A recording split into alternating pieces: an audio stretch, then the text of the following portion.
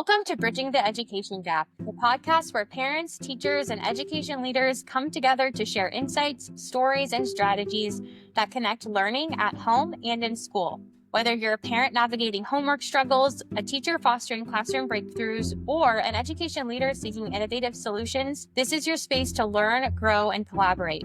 Each week, we dive into real conversations about education, from tackling pain points to celebrating success stories, all with one goal: to bridge the gap and empower every child's learning journey. I'm your host, Jessica Shelley. Let's get started. Today, we're joined by a very special guest, Dr. Kedralyn Folk, a leader in the innovation space within education.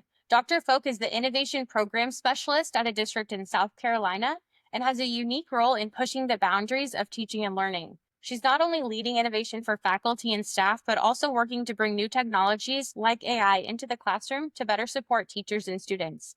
In this episode, we'll be diving into the innovative programs Dr. Folk is leading, including the fascinating Innovation Incubator, a personalized learning approaches, and how AI is shaping the future of education. Dr. Folk, thank you so much for joining us today. Thank you for having me. All right, so let's get into your background and tell us a little bit more about your day-to-day, because your role in the district sounds so incredibly unique. And you mentioned being part of the innovation team. So describe what your department does and what innovation looks like in your district. Yes, so I work in a very unique space within the Information Technology and Innovation Department. We really put innovation in all capital letters by having a branch of that department be solely dedicated to innovation. And so we call it R2 Innovates for the district. And in this program, we seek to push the boundaries of what's possible in education through emergent technologies, but it honestly could be through anything. Anything can be innovated or improved or made better. I use human-centered design thinking in my day-to-day work. That is the framework for R2 Innovate. So all of our projects kind of go through that human-centered design framework. And from there, we work with faculty, staff, and students across the district. One of the highlights of my department is for faculty and staff, every school year, they have the opportunity to join the Innovation Incubator. The Innovation Incubator is a year-long process where educators across the district can solve a problem. So if they see a problem, they actually will have the time, resources, support to actually solve that problem. So they go through a year-long process where we walk them through human-centered design thinking. We start with empathy. They define their problem. They ideate different ideas. And then they have the opportunity to pitch out Shark Tank style to a panel of judges. Amazing. Oh my goodness. Well, can you elaborate a little bit more on the process about what like this Shark Tank style pitch is and how does that work? So we usually start in September. Our school year starts in August. So we usually start with faculty and staff in September to give them time to get acquainted with the new school year. And from there, we give them a deep dive into what is human-centered design thinking. So they spend 2 days at the district office with myself and the innovation program designer in order to kind of just hit the ground running with that framework and make sure that they have a solid understanding of it. From there, they have the opportunity to meet 2 or 3 times, not as a whole group, but just as a team. And myself or the designer will go and meet with them as well. From there, they will pitch out Shark Tank style in November or December. And so what that kind of entails is everything that they have been working on from like September through November, they have the opportunity to pitch that to a panel of judges. Now, we call it Shark Tank style because you are pitching, you are standing in front of a group of people that will help you to implement your solution to your problem. However, we don't have real sharks. They're just there to give positive encouragement, feedback, connections, networking opportunities, and questions for them to think about. We've never had a project not funded. And so that's not a concern for the Innovation Incubator. You will probably get your funding as long as it is benefiting faculty, staff, and students of Richland 2.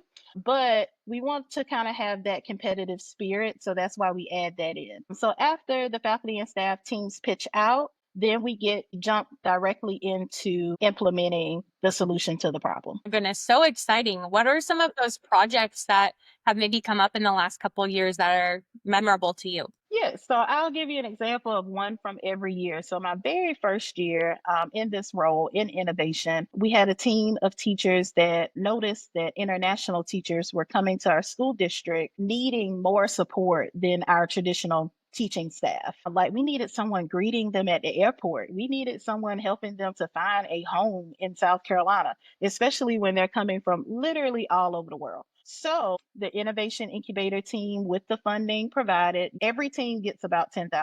So with the funding provided, we made sure, number one, to bring awareness across the district of what was going on with international teachers, because many people had no idea. Our numbers of international teachers has continuously increased over the years. And so we're getting more and more people than we ever had before. And so there's even more people to make sure that their basic needs are met before we place them in our classrooms. And so that team spent the entire school year focused on international teachers and their needs. And we were able to create a booklet, an informational booklet for them to make sure that they were aware and informed of grocery stores, laundry mats, places to get furniture. We partnered with many local businesses that were able to help them out to make sure that food, clothing, and shelter was not a concern for them anymore. And so that was one of my favorite projects. And I know that's from my first year. My second year, and really the third year as well, because we also have the Accelerator, where it's the second year of the Innovation Incubator.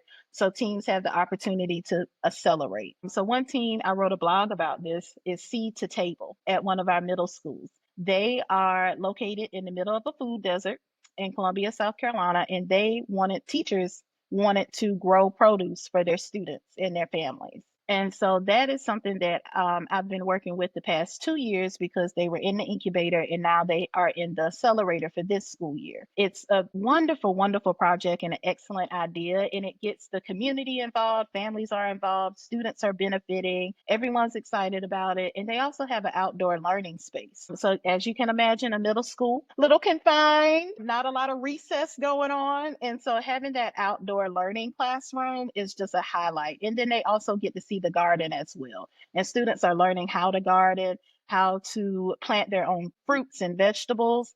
And they're also thinking of doing cooking classes for families so that they know how to prepare those fruits and vegetables that are coming home. Oh my goodness. So the innovation isn't even just confined to a building or a specific role within the district. It's something that involves the community at large. You talked about strategic partners within the community. You talked about family engagement, all of those things that, we know are incredible parts of education, but also don't get a lot of like the limelight, right? A lot of the time. Absolutely. That's incredible. Absolutely. I know when we originally first met, you had talked about some innovative schools in your district as well, and in your past, teaching roles, specifically focused on like personalized learning models and buildings. So I want to kind of tap into this because I feel like personalized learning is one of those, buzzwords. And you had mentioned your own personal experience with that a little bit as well. So can you describe what this kind of personalized learning model looked like on a day-to-day basis within the school? Yes. So in one of our smaller schools in the district, they are a totally personalized learning school. So currently they have grades second through sixth grade. Next year they'll be moving to grades first through fifth grade, making it a true elementary school. They have been like a pilot school for the South Carolina Department of Education's personalized learning office. And so they have been doing this for a very long time. One of the highlights about this being a personalized learning school is that students host student-led conferences every 9 weeks. It is the most impressive experience I've probably ever had in a school building, where you can go into second, third, fourth, fifth, sixth grade classrooms, and students are able to clearly articulate what they've been working on, what they have struggled with, and how they have gotten better. They all have binders that they carry around and that they keep up with. They are all documenting and charting their data with their test scores, but they also can tell you why they're not doing well, or why they need help, or why they're going to try a little bit harder. And I think that that is so important and essential in any type of personalized learning situation. My background with personalized learning is that was my dissertation topic when I was working on my doctor of education. And one thing about that topic was it was not being implemented correctly or at all at my school.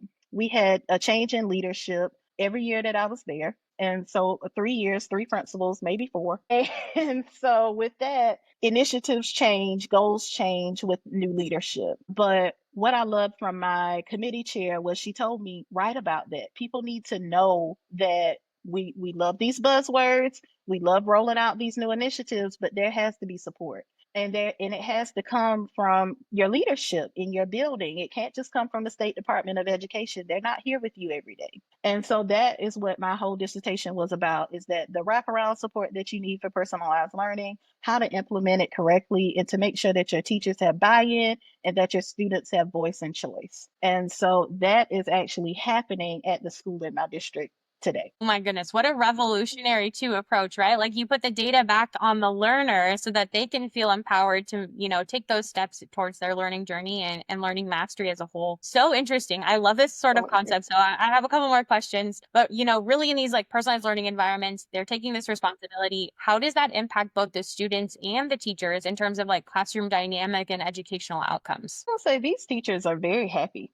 I think their students are so independent that anytime I go to this school building, I don't get the usual teacher conversations that I have. Of course, they still have trials and tribulations. We all do. But it's not that burnt out feeling that many teachers are feeling in other contexts. It's because students are so independent. And it's a requirement, and it's happening in all the classrooms. It's not just your classroom. And so it's a shared experience across the building. So students already know, even in second grade, like, I got to step up to the plate because my family's going to come and I have to do the student led conference. And they are so impressive. I just went to theirs and they were so impressive with their student led conference and showing their binders. And they were so excited to show their growth for the school year. And that is something that radiates throughout the entire building. And so I'll say that having a personalized learning school that is being ran with fidelity empowers the students to have voice, to have choice, to take ownership of their learning. And it also empowers the teacher to be more of a facilitator of learning instead of you just teaching the content, kind of lecturing the content. That's not fun for anybody. Do you, you had mentioned kind of like the success of this model already and the initiatives in South Carolina with the Department of Education. So do you see this as kind of being like an emergence in the future of what learning could look like, and that learning is maybe leaning and gleaning more towards personalized nature as we continue into the future of this kind of revolution in education we're experiencing? I hope so. I really hope so. I recently attended a conference and I can't remember who said it, but there was a conference and this is the quote. In education, you can't convince people to stop doing things that are ineffective. And that has stuck with me so much over the past weekend and everything. Like, that has truly just stuck with me because we know, we have the data, we have the research of what works for children, what's best for children, what's great for children, and we're not doing it. And so I hope that the future of education involves a lot of personalized learning. We're going to go even further now, but we're talking about the future of learning, and with that I think also comes the discussion of AI in education, and is it something to be feared or is it something to embrace, and if you embrace it, to what extent? So how is AI and leveraging AI part of your innovation work, and then if there's any specific tools that you've been seen integrated into the classroom, and then maybe you could talk a little bit about like student or teacher outcomes from that too. Gotcha. So for artificial intelligence, we are definitely still in our infancy of understanding it at the district level. We have not put out any official documents in regard to artificial intelligence. So my role has specifically been to conduct research, attend conferences, attend meetings, and try to just gain as much knowledge about it as possible so that whenever they're ready, I can hit the ground running with providing that type of information for them so that we can have guidance and policy. I do believe for our students, the greatest concern is over reliance. That would be my greatest concern, is over reliance. Because as an adult using it, it is so helpful. But I also went to elementary school without it. I went to middle school without it. I went to high school without it. And so I have the ability to critically think, be analytical, look at statistics, analyze data. There are all of these skills that you develop that are super beneficial when you already have them in your back pocket and you need to verify or check something that artificial intelligence has done. So my greatest concern with the students is that they're going to miss out on learning all of those important skills that you must have to be a functional adult and just have the AI do it for them. So I've really been pushing responsible AI usage, appropriate age ranges for AI usage, and to ensure that teachers are not afraid of it because the kids are using it. So if you don't use it, your children are. And so it is essential that you at least know the basics of it so that when you get that 30-page paper randomly in your fifth grade classroom with words that you know that student does not know, you're not surprised or you're not like, well, his mother must have wrote that. No, that was AI and it took him 10 seconds to do. Oh my goodness. I love that you bring that up because I think that that's like the biggest example that we can see is like the assignments that we're used to assigning and to assess student understanding are also kind of going through this transition where,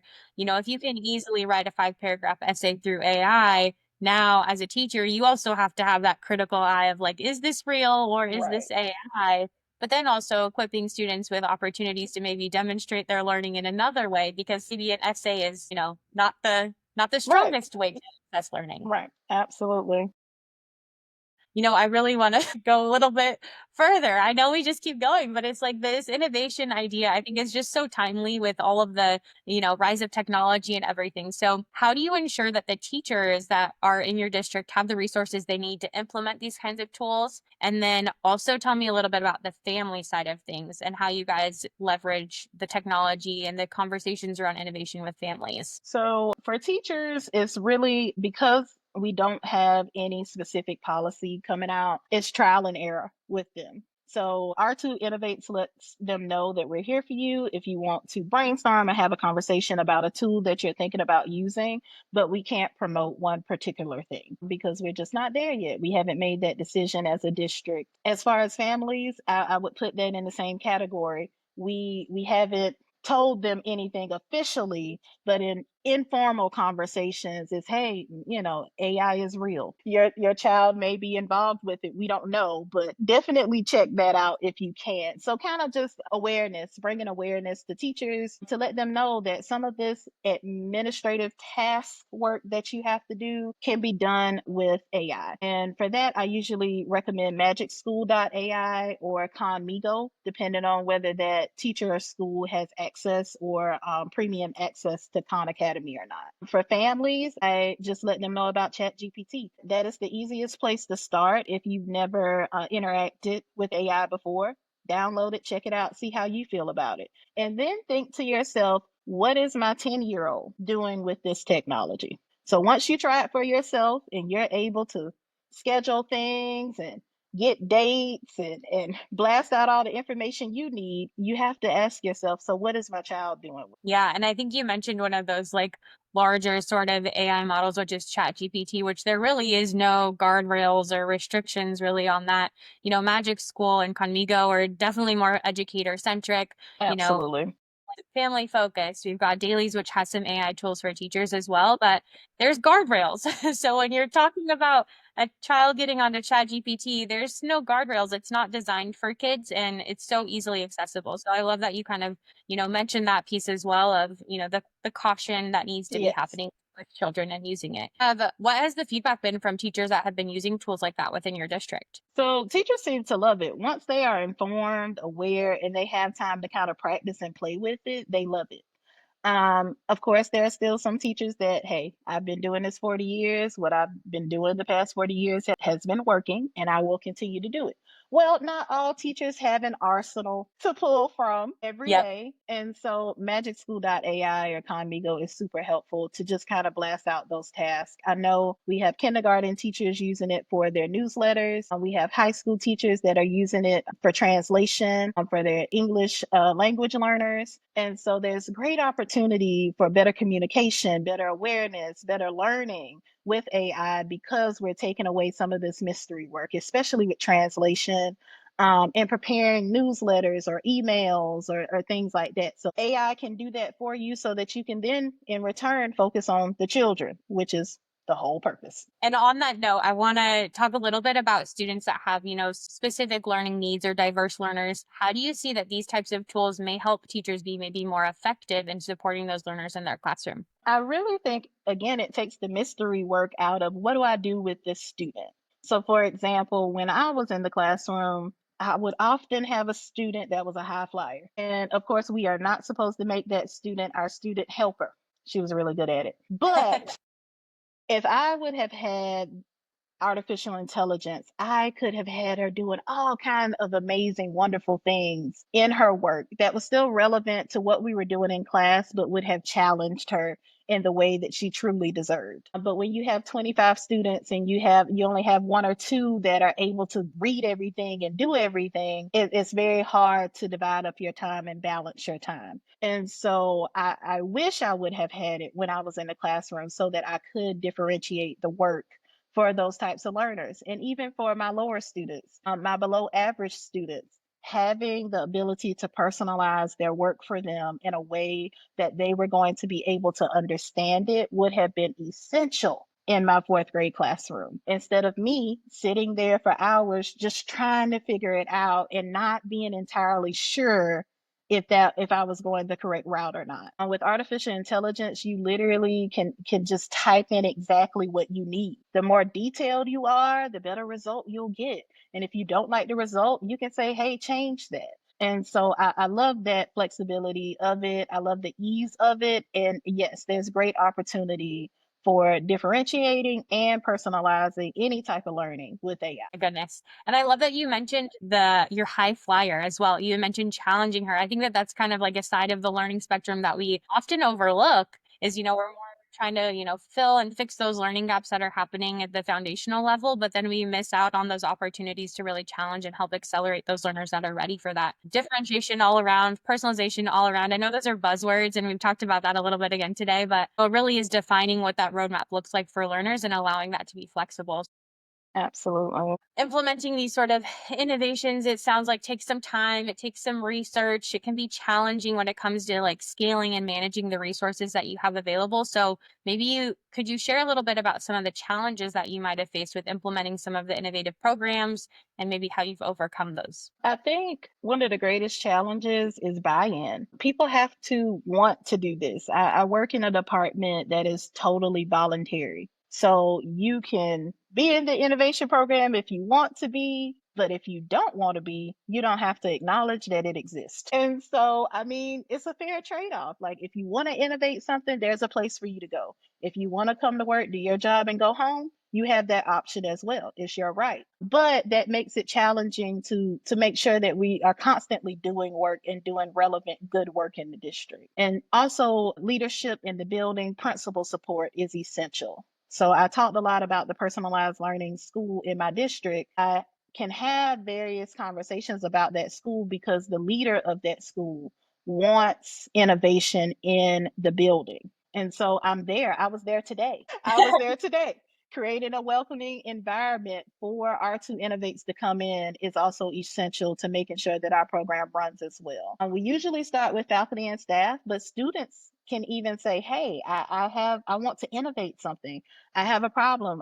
I have a solution to it. So it doesn't even have to just be faculty and staff. Anybody that wants to innovate something, they are welcome to come to R2 Innovates. But extending that invitation and telling people that you don't have to do it is definitely challenging as well. My goodness. Well, if you could wave like a magic wand and, determine the path in the future of education in terms of technology and innovation, what does that look like to you? I see that as being doing away with things that are ineffective, that have been proven to be ineffective, and for us to lean in to the things that do work, that give students ownership, responsibility, where students are independent learners, independent thinkers. They have the opportunity to be creative, they have the opportunity to be innovative more than once a year, more than when they see me from the innovation program, for that to kind of be a part of their day-to-day life. And so that would be my hope. And then also openness